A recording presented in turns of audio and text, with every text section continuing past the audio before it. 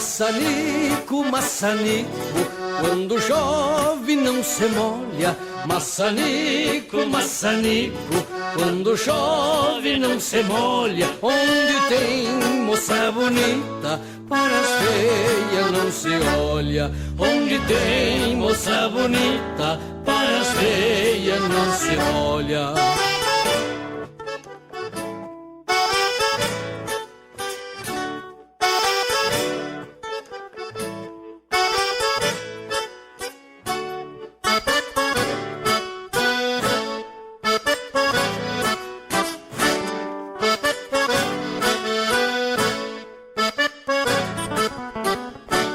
Maçanico, maçanico, maçanico do banhado.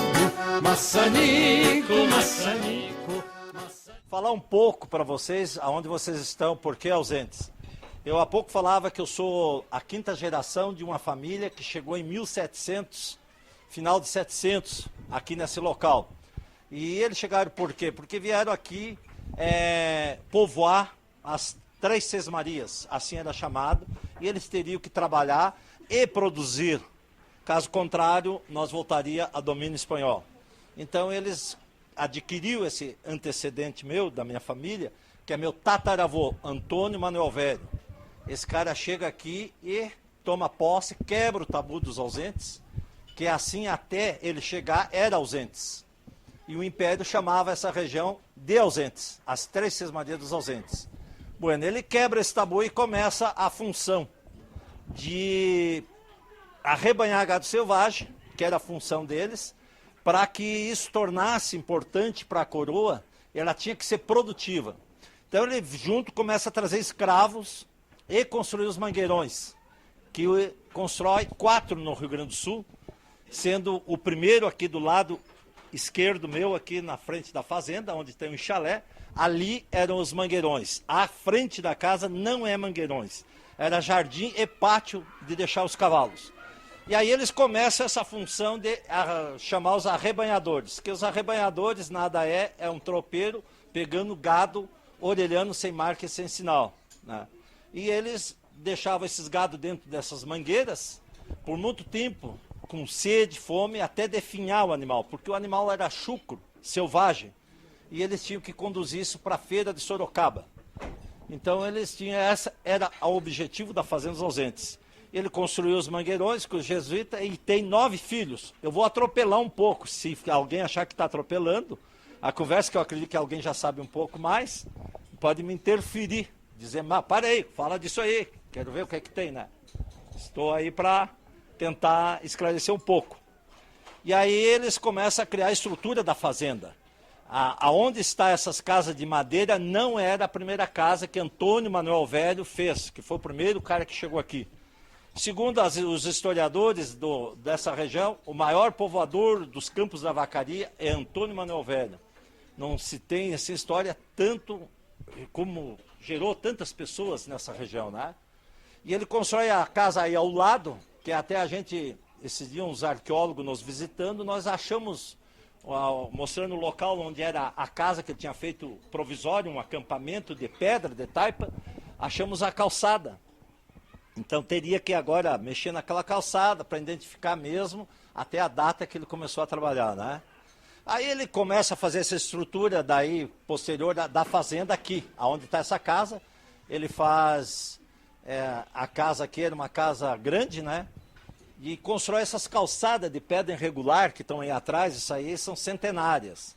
Então, na verdade, o que está hoje provando que o homem esteve aqui e fez e deixou, é esse galpão onde vocês estão, as calçadas de pedra irregular e as taipas. Aqui era um local onde os escravos e peão da fazenda paravam, não era galpão. Então aqui está o chão e alguns esteios que tinha. Eu alcancei alguma coisa construída, a cobertura em tabuinha, e era todo cercado de taipa. Inclusive eu tirei ali uma parte, agora já estou resgatando, botando toda ela de volta aí, né?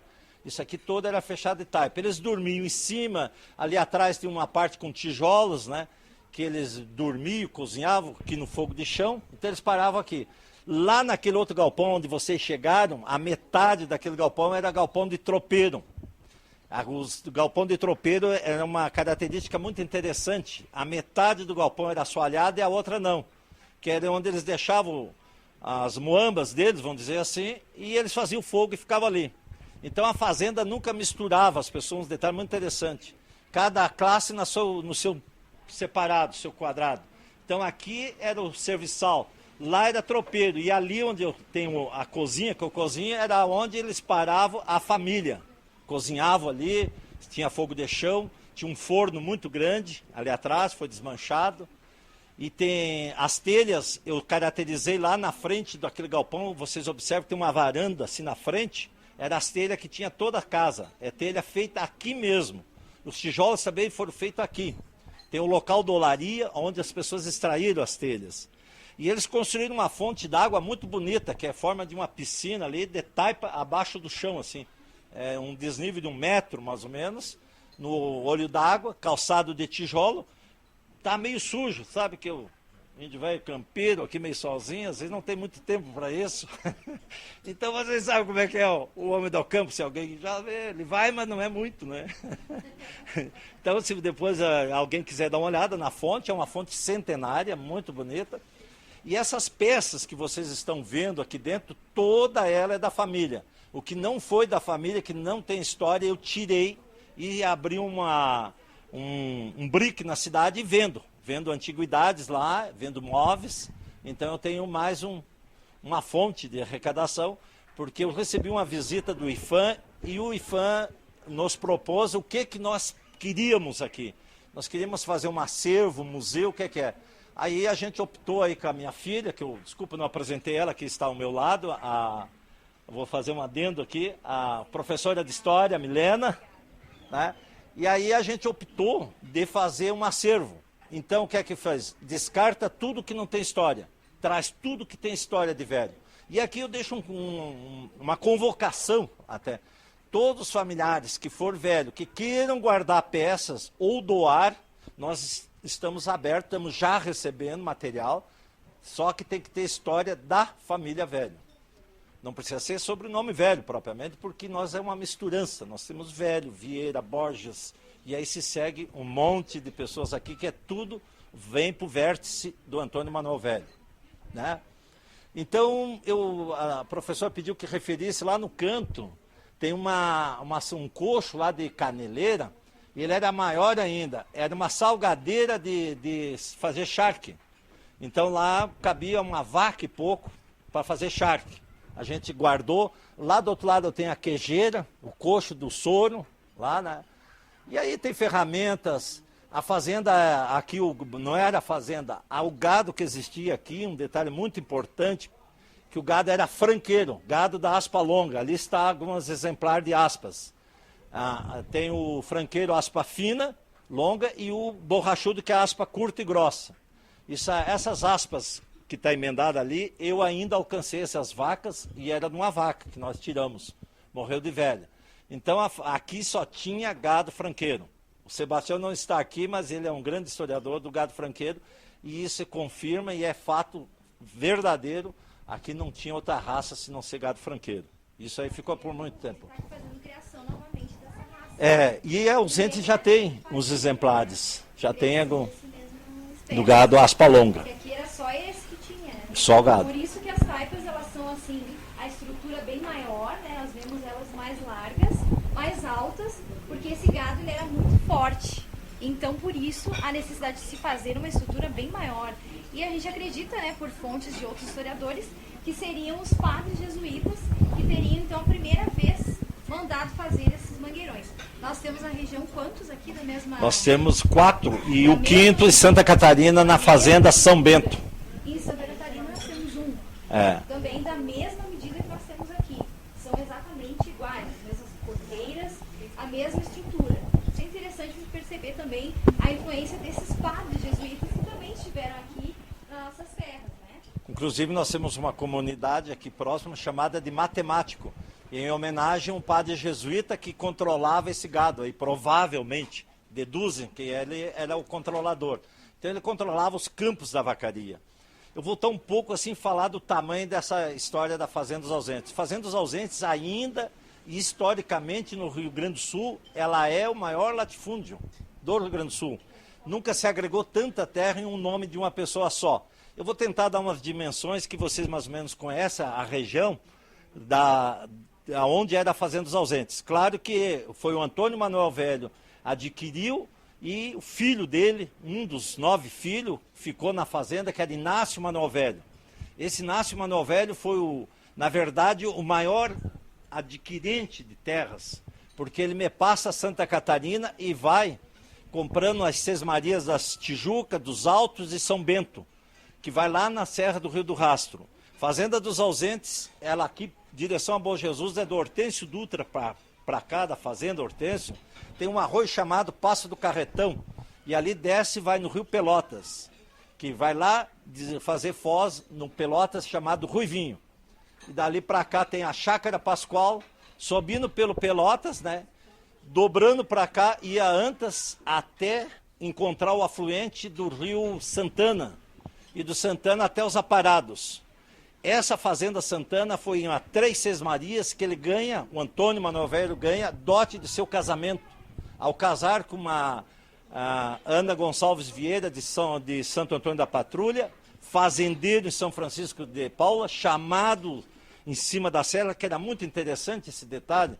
Nós aqui, do Rio das Andas para cá, era os campos da vacaria.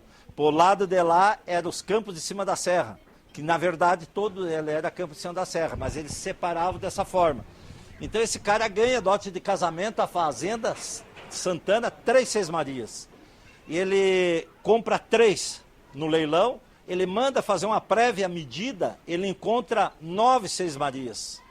E ele compra mais a Sesmaria de São José do Silveira, que há pouco eu falava sobre o santo. São José do Silveira era uma 3 Sesmarias, aqui era 3 Sesmarias de Santo Antônio dos Ausentes. Não tinha São José, o São José nós tomamos do Silveira. Por isso existe até uma pequena diferença entre o pessoal de lá conosco. Até porque o Silveira, anteriormente, foi muito maior que São José dos Ausentes. E tinha muito mais população. Então, daí, eles foram saindo, porque lá crescia muito devido à extração das araucárias. Se concentrava muito naquela região, ao período das araucárias, né? Bueno, e aí, ele agrega tudo isso aí, chegando a 21 Sesmarias. Só para ter essa ideia. Isso o Antônio Manuel Velho, e aí o filho dele vem comprando mais. E aí eles começam a adquirir, eles tinham uma fazenda, a Fazenda da Estrela, na Vacaria, pertencia à Fazenda dos Ausentes. Laguna, Araranguá ali a Itopava, também, que era a grande Araranguá, pertencia à Fazenda dos Ausentes. E aí fazenda em Lajes e um monte. Então não se imagina assim, tanta terra esse pessoal adquiriram. E aí vai se subdividindo, a reforma agrária acontece meio automático, que eles, até a minha geração, que eu sou a 5ª, acredito que todos aconteceu também de dividir em 9. Começa lá em cima e vem subdividindo até aqui em 9. Nós somos em 9, eu sou 2 famílias, meu pai teve uma primeira família e eu sou da segunda.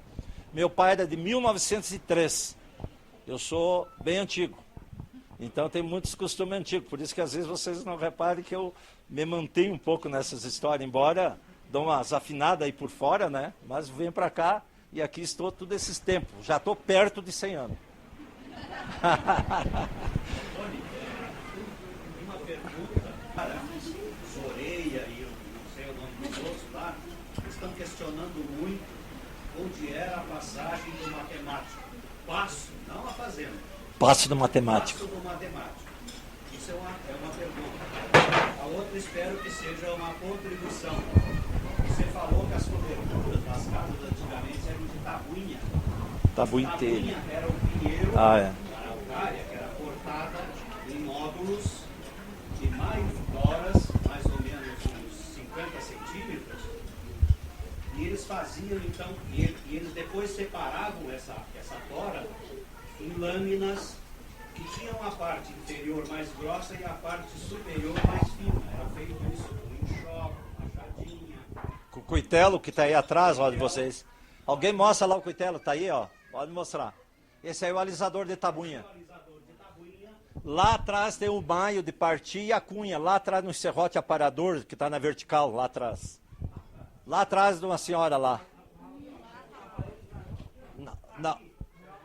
Não, lá, aqui na minha direita, lá. Lá tem cunha, maio, que eles usavam a marreta de madeira para bater na cunha. É.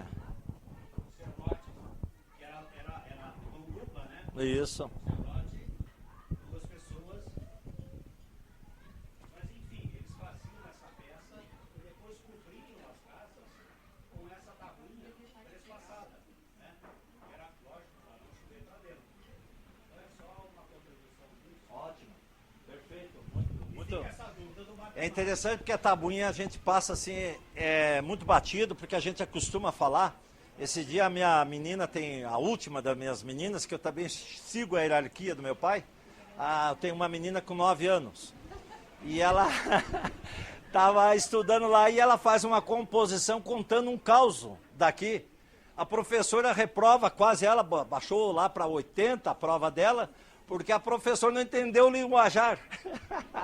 Então, também vai falar em tabuinha para a professora, atualmente ela não sabia o que. muita gente aqui, Minas Gerais, Paraná, argentinos, São Paulo, por isso que eu fiz questão de É importante isso. cobertura que está característica aqui do sul, né? Não era muito comum nas outras regiões, só para esclarecer. E o passo do...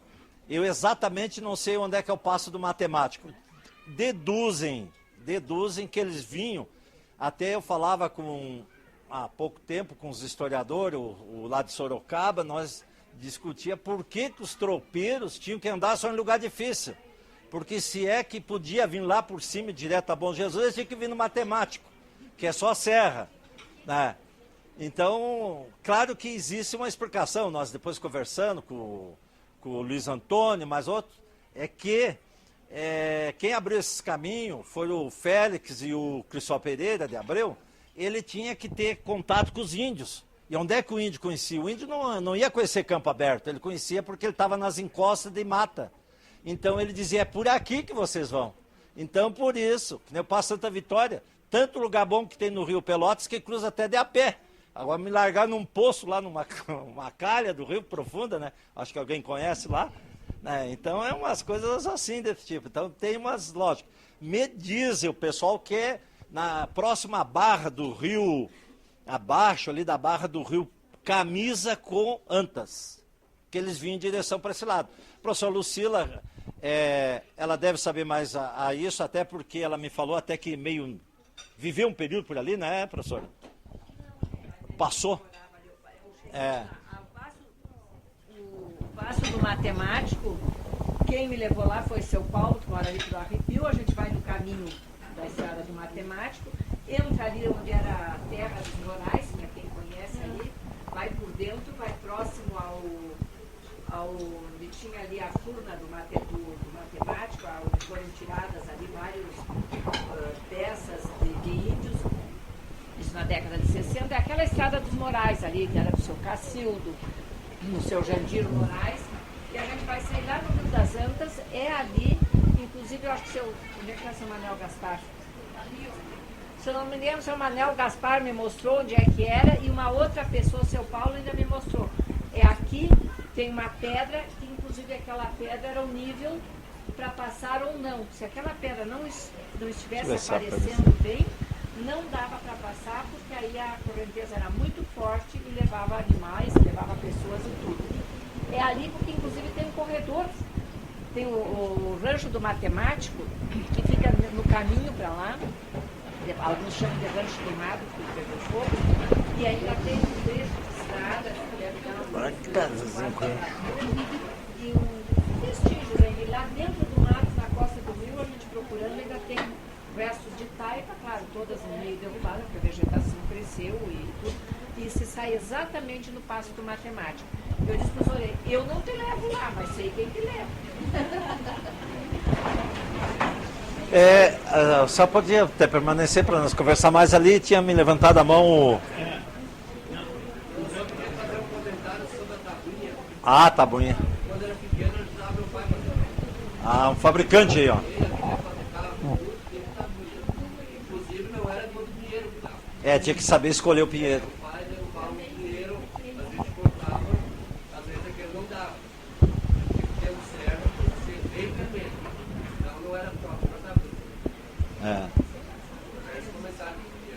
tinha que ser fácil de baixar, né? Porque eles botavam a cunha, tinha... Linheiro, ele chamava, né? Que o pinheiro tinha que ser linheiro, que era as linhas da água, para partir fácil.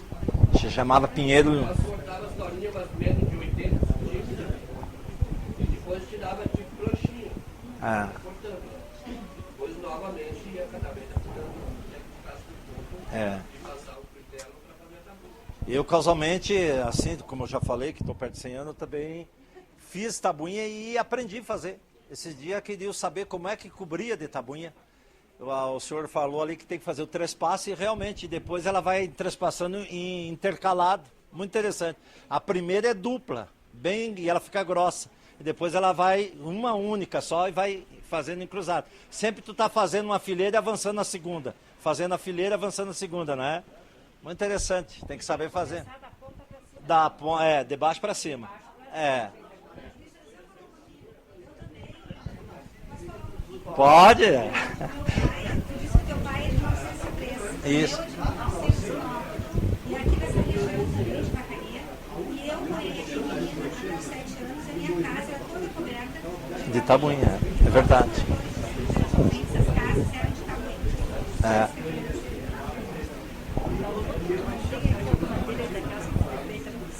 Tenho aquela que eu falei na frente da casa. É, feita nas coxas.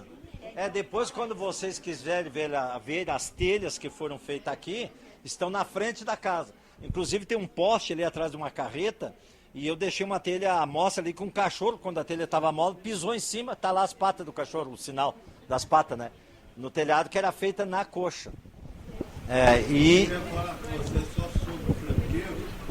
Felizmente, a Ipagre de Santa Catarina conseguiu fazer um banco genético de franqueiro. A Ipagre, que é a Imatec de Santa Catarina, tem hoje um banco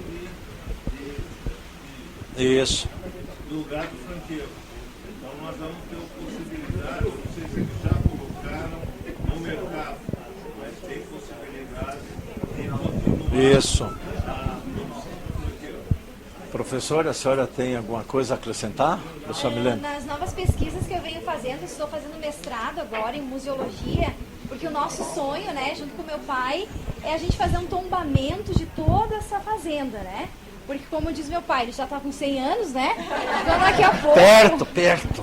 Daqui a pouco ele Passou de morre, 50, né? já estou perto, né? E eu não vou deixar jamais, né, vender essa propriedade, porque é a nossa história. E história não tem preço algum que se pague, né? Então a gente quer fazer esse tombamento, eu estou fazendo pesquisas, e nessa pesquisa, de outros também, baseada em alguns outros historiadores, de Vacaria também, eu percebi que o sogro do Antônio Manuel Velho, ele é um dos proprietários de toda a região de Santo Antônio da Patrulha. Então, por isso esses casamentos, né, que normalmente eram casamentos arranjados por causa dessa questão de território. Então, depois ele vai em inventários, né, tentar pegar mais terras para ele, até que o filho dele, então, se torna o mais rico aqui da região, que é o Inácio Manuel Velho, como meu pai já falou. Então, são muitas histórias. A gente sabe que essa fazenda era a preocupação do rei. O rei teve muita preocupação na venda dessas terras, né? Se alguém ia ficar ou não. E a gente quer descobrir mais. Tem muito mais para descobrir. Tem muita coisa enterrada aqui, com certeza, né? Eles enterravam muito ouro, mas não só por isso. A questão da história mesmo, que a gente não quer que morra, né, com alguém a nossa história. A minha intenção é que siga as próximas gerações e que jamais a nossa história acabe, né? Que eu não tinha como fazer outra faculdade, a não ser história, né? Corre nas minhas veias, porque desde pequena eu me criei, né, correndo nesses galpões, nesses lugares tão históricos, e a gente está descobrindo muitas coisas. Inclusive os túneis subterrâneos dessa fazenda também tem. Então a gente precisa muito fazer um tombamento para que esses arqueólogos venham logo para cá. A gente está com muita sede de descobrir coisas novas. Eu não posso mexer, né? Eu não tenho essa especialização. Tem a área da história, então talvez até um doutorado nessa área para que aconteça isso de fato. Tem muita história que ainda não foi descoberta aqui, gente. E a gente sabe que essa fazenda é muito importante.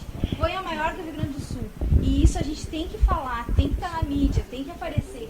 Porque é uma fazenda que todo mundo olha aqui em Ausentes e não dá nada. A gente não é muito ajudado. E a gente precisa dessa ajuda para fazer esse tombamento e para que a coisa siga, não pare aqui na geração do meu pai nem na minha geração.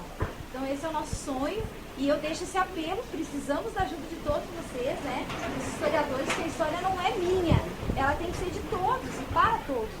Então a gente precisa da ajuda, da prof, talvez de Bom Jesus, né, não querer falar mal do nosso município, mas normalmente não se valoriza a nossa fazenda, né? A gente é muito ausente. Quem manda pedir uma situação? Eu acho que a gente precisa de ajuda, senão vai se acabar essa história. Para que a gente tenha investimento, nosso sonho também é fazer a casa do Antônio Manuel Velho. Depois eu posso levar vocês ali, veio 2 arqueólogos de São Paulo aqui, e nós encontramos restos de louça, tá cheio de coisa ali para ser desenterrado, né? Garimpado. Então, muita coisa por descobrir. E dependendo da gente, a gente está aí para isso, e eu quero fazer parte dessa história, né? A história de descobrir, redescobrir coisas novas que temos aqui. Seria isso a minha fala. Muito obrigada, tá, gente? É meu pai também. Pegando assim um filão místico da coisa, há pouco alguém me perguntava se tinha alguns vestígios judaico aqui. Aparentemente a gente não viu. Claro que a olhos nus, às vezes tu não tem que conhecer tecnicamente. Então tem um rapaz historiador que vocês devem conhecer, eu acredito que ele vai vir aí para o Senato, o Luiz Antônio, né? E o Luiz Antônio começa a me visitar e começamos assim, eu começo a mostrar materiais que eu encontrei antigo, que eu tenho aí, que o meu pai guardava e a gente não sabia o que era. Encontramos um relatório jesuítico, que era chamado de Roteiro de Ouros. Eu vou lá buscar, inclusive. Tu mostra assim, e traz o livrinho. Aí,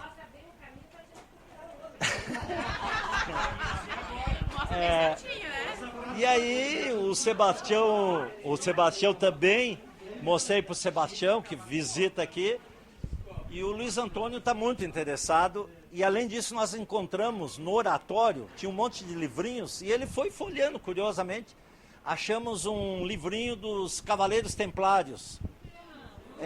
Daí o Luiz Antônio ficou deslumbrado. Me guarda isso aí, tu vai transcrever. Nós temos que transcrever no livro e vamos pôr na internet, tudo isso vai estar na internet, inclusive vamos deixar, até porque ele pediu que quer fazer uma análise antes, nós vamos passar direto para ele. Então aí começa a história. A história é muito importante, como ela falou, que o Império tinha interesse. Por que tinha templário aqui? Por que estava esse livro dos jesuítas? Porque, na verdade, o livro dos jesuítas, esse folheto, nós pensamos que é roteiro de ouro, até pode. Mas, na verdade, era uma conversa que eles tinham. Porque eles eram maçom e eles tinham um estudo de astrologia. E eles davam as coordenadas por ali, usando palavra código e chaves. Então, aí a gente começa a pensar que é ouro. Pode até ser, mas não é. Você não quer que nós vá procurar. O livrinho está ali e a gente nós fomos pesquisar sobre os templários. Os templários eram cavaleiros e cavalheiros, né, grandes soldados, e eles tinham por obrigação chegar nas comunidades e fazer uma pregoação, porque eles eram homens estudados e que hoje se discute se foi os templários primeiro ou a maçonaria, né, eram homens que tinham grandes conhecimentos. E aqui tem coisas assim, eles falam muito em francês, nesse manuscrito que nós temos aí. Então são coisas ainda a ser descobertas. Precisa alguém que interprete esses textos. Se você me permitir, então eu quero dar uma contribuição. Você entrou no segundo lado meu da pesquisa, que é o troperismo e o templário. Porque nós falamos uma relação dos templários aos tropeiros. E as pessoas imaginam que não exista. Na realidade, há quem diga que não, o templário o Salomão, isso. a partir do rei Salomão e o rei Davi. Eu estou dizendo o seguinte, que nós vamos fazer um congresso internacional aqui em Urubici, em 26 de novembro, que é dia de Santa Catarina. O templário era adorador dos santos de predileção. O templário era Santa Catarina. Santa Catarina. E quando o caboclo fala, dá o nome de Ilha de Santa Catarina, não é uma mulher dele, é uma narração. E eles teriam, quando houve a morte, a extinção do Templário em 1714, eles teriam vindo, uma das naus, teriam saído 3 naus, eles tinham uma frota templária em La Rochelle, no sul da França. Quando souberam que o rei estava extinguindo a ordem, essas frotas saíram. Eles foram fundar a Escócia, uma parte voltou para Portugal, uma parte voltou para a Espanha. E 3 naus teriam saído hipoteticamente, uma parada no Canadá, uma em Santa Catarina, na região de Laguna, e uma na Patagônia, onde poderia, em algum desses lugares, estar o Santo Grau. Agora estão falando que descobriram o Santo Grau. Eis a razão do livrinho. Então, exatamente. Pode que esteja aqui o Santo Grau. Tem um frade, há 100 anos atrás, que morava em Orleans, na descida da Serra do Rio do Rastro. E esse frade deixa um livro escrito sobre a presença templária. E que o marco, a pedra furada, seria um dos ícones dos templários. Assim como a pedra do Giro, lá na praia de Laguna, lá perto de Laguna. Então é toda uma história que está aí. Se você for em Urubici, quer dizer, que é toda essa região, é uma região só, tem pesquisador de E ouro. traz sentido porque Santa Catarina, o Antônio Manuel Velho era lagunense. Quero dizer para vocês que não era, eu esqueci de detalhes, eu espero que alguém... o Antônio Manuel Velho era filho de português em Laguna e vem tomar posse da Fazenda dos Ausentes pela Serra Velha, que vocês tinham um convite, creio, para ir ver a boca, supostamente que seja essa serra que ele subiu. Não se sabe, tem uma serra ali, aí à frente. Quem gostar já está convidado para, na semana de 26 de Interessante. novembro, provavelmente teremos. Pode encontrar isso aqui. Podemos descer a serra ali. E vai estar se completando 700 anos da extinção da ordem, né? É. Que é 1314. E o grande mistério é o Santo Grau. O Santo Grau, continua sendo. E aí o historiador, não sei se tu conhece o Luiz Antônio, o Luiz Antônio diz, vai que está aqui o grande tesouro, porque o grande tesouro não é o tesouro em ouro, é a história, que nós estamos muito obcecados quando fala em tesouro, é dinheiro, e não é a história que é o maior tesouro da humanidade. Né? Foi encontrada uma panela de dinheiro aqui. Aqui, se nós não ficássemos aqui, essas calçadas já tinham sido viradas, as taipas, a fonte d'água já tentaram furar para achar ouro, então eles procuram muito ouro aqui, enterrado, porque diz que tinha assombro, né? Não tem, e eles falam de assombração, não tem, até porque seguindo esse pessoal mais espírita, aqui, muito interessante essa fazenda, não houve nenhuma desgraça, ou que alguém se suicidasse nessa fazenda, e uma fazenda muito antiga, não houve tragédia nenhuma. Uma tragédia que o meu pai ainda contava maior foi que um dia o meu avô pediu para uma escrava levar o Camargo para tirar aqui nessa mangueira ao lado, e ela cruza nessa calçada molhada de tamanho, resbala, e ela, para não deixar virar os copos de Camargo, caiu e bateu a nuca e morreu, a negrinha, com 24 anos. Então foi assim, tragicamente, o que tem são isso, não houve essas histórias. Então eu acredito que o tal de assombro, um pouco é invenção e outras são lendas. E algumas tragédias, né? Eu morei aqui desde pequena, nunca vi nada, gente. Eu moro sozinha, quero dizer para vocês. Eu moro sozinha aqui na fazenda. Bom dizer que tem. Mas assim, só para chegar até o momento, senão vai se estender muito, eu não sei qual é o roteiro de vocês, eu quero dizer que após a morte do meu pai, dividimos essa propriedade, que já era uma porção muito pequena, e foi dividido, como eu disse, 9, e nós ficamos. Eu, com uma área pequena, parti para a cultura da maçã. Eu trabalhei 20 anos com maçã, plantando pomares e colhendo maçã, né? E visto essa história, o pessoal, tem que abrir uma pousada, tu tem que fazer pousada. E eu visitava muito a região de Lages, a sua região. E eu comecei a ver aquilo lá. Na verdade, a gente disse, não inventa, a gente copia, né? Então, na verdade, eu não inventei, eu copiei. Claro que criei um estilo identificando a minha cara, né? Mas eu copiei de Lages, daí parei com as maçãs, com o Banco do Brasil atolado até aqui, não foi até no pescoço, tinha passado. Aí resolvi pagar o tal de banco e ficar vadio e abri uma pousada. Nisso nós estamos emancipando aqui em 92, e eu abri em 92, em agosto de 92, eu abri a pousada com 2 quartos que sobrava na casa e um banheiro. Que foi a primeira pousada da região, foi essa aqui. Até foi da região serrana, desde São Francisco de Paula. São Francisco, depois da minha, abriu a Pomar Tem uma Cisne comunidade Branco, também, da Maria José e do Luiz Antônio lá. E aí a gente começou e estamos brincando de pousada, até o qual eu peço desculpa a vocês, que hoje a minha família está reduzida, já foi grande, mas eu sou fornecedor, só tenho filha mulher, né? Elas vão criando dono e os donos não vão deixando ficar comigo. Então, Olha pra mim, dono. Olha pra mim, dono. Mas eu também discordo com isso. Mas eles não deixam, elas virem trabalhar comigo, né? Então, eu tenho 3 filhas mulheres, né? Porque o meu mal é mulher. Tenho 3 filhos mulheres, uma ex-mulher e uma mulher, né? Então são 5 mulheres na minha vida. Então eu acho que vocês não têm 5 mulheres, né? Ninguém, né? Eu tenho.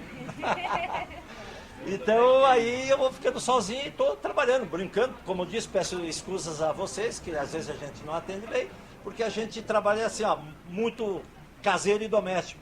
Porque nós, a região nossa serrana, ela não está com demanda contínua, como a sua cidade vizinha lá, Urubici, ou Gramado e Canela, que tem fluxo.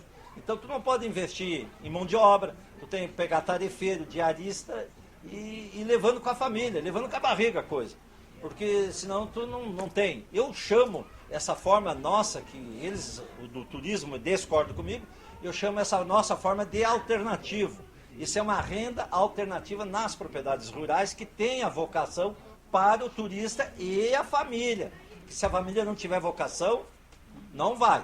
Não funciona porque não adianta. Tu vai abrir tua privacidade da tua propriedade para pessoas, sabe Deus, o tipo que vem, né? Então tu tem que estar preparado para isso. E eu realmente me descrevo fora dos velhos. A criança tem velhos aqui dentro, família velha. Se vocês acharem um velho conversador igual do Dalvone, eu quero que traga para mim. Não são conversadores. É verdade. São calados, tímidos, extremamente. São quietos. Então eu me deferi dos velhos. Eu falo um pouco, né?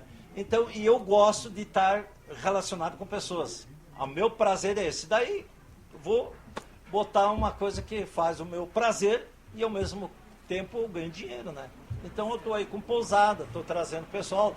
Aí essa história a gente tem que agradecer o turista, porque na verdade o turista começa a cobrar de nós. Nós até há pouco tempo nós tínhamos cânion como a pior coisa de São José dos Ausentes. A neve, a pior coisa. É o nosso filão mais bonito que nós temos. Mas é porque dava prejuízo para nós, a neve, e o gado cai nos cânions, a serração. Né? Então o turista é que está nos ensinando a trabalhar e valorizar o que é nosso. Né? Então vocês vejam essas coisas, que nem se não fosse esses movimentos, que viesse o Luiz Antônio, o Sebastião Fonseca, veio aquele historiador ali de Santa Catarina que fala do contestado, que veio aqui também me visitar e mexeu comigo. Então esses caras que, e vocês que estão aqui, que é importante, que faz nós andar. Senão nós cada vez para baixo, para trás. Né? E as coisas tendem-se a apagar-se, como a Milena falou. E isso vai se exaurindo, vai se desbotando e vai se acabando. Então, muito bem a vocês que estão participando desse cenátulo. E em Bom Jesus, eu incansavelmente sempre estou falando da professora Lucila, que ela é uma âncora desse movimento. Eu já ajudei, já viajamos pelos caminhos reais, pelos caminhos dos tropeiros aqui na Lapa, né? Então a gente vê quanta necessidade e é preciso não deixar isso apagar. Vocês que estão contribuindo, não se arrependam, continue e se dispõe, porque isso falta só a gente dizer que vou fazer, porque o tempo existe, é nós é que não criamos esse espaço. Então nós deixamos dizer que não tem tempo, não tem, o tempo tem, é só tu pegar e fazer. Parabéns a vocês que estão fazendo esse trabalho, continue, que eu acho que vai continuar até domingo, né? E eu fico muito... Até amanhã. Muito obrigado a vocês todos. Se tiverem mais perguntas, pode fazer. pode dar uma volta aí na frente, ao lago, aqui, aquele açude é antigo, tem o cemitério da família, tá ali toda a geração minha enterrada, tá meu tataravô, meu bisavô, meu avô, meu pai e minha mãe. E certamente também irei para lá, né? Quero ser por aqui mesmo, né? Não sem muito luxo. Uma coisa muito interessante também na família Velho, que eu fiz uma pesquisa e aí tu vê a região missioneira, vê a região, outras regiões. A nossa família não agregava bens em propriedade, eles não eram de ter grandes casas bonitas. Pode ver que todas as fazendas de onde estão esses velhos, com exceção a Adílio, que vem depois e resolve fazer uma casa de pedra por aí, né? E não tem, eles era de praxe deles, não ter, investir em propriedade. Até porque era muito difícil, as coisas não investiam, né? Então eles têm uma peculiaridade muito diferente, como eu estou dizendo, não falam, são teimosos, são calados, são quietos, né? São manientos. Então essa é a característica desses velhos.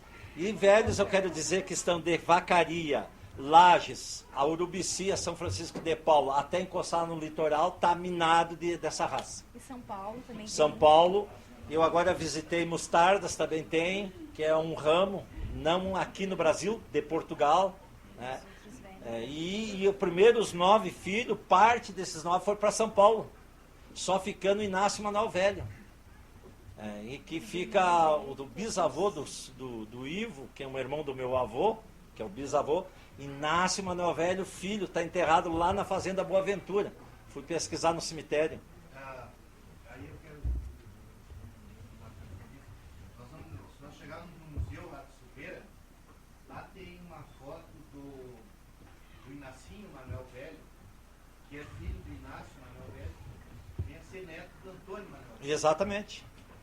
Que é teu bisavô. Meu bisavô. E eu doei, na época do inventário do meu avô, eu tirei essa. Eu acho que uma foto do meu bisavô e a minha bisavó e doei lá para o Museu de Silveira. Mas nunca foi identificado lá. Então tem que colocar os nomes. Tem que ir lá identificar. O museu tá precisando dessa parte, o museu deles, como aqui também, né? Por isso que a gente está fazendo especialização. Eu pra fui isso. visitar lá o cemitério, a lápide muito bonita, escrito lá as datas, muito interessante, porque eu estou na procura do Inácio Manuel Velho.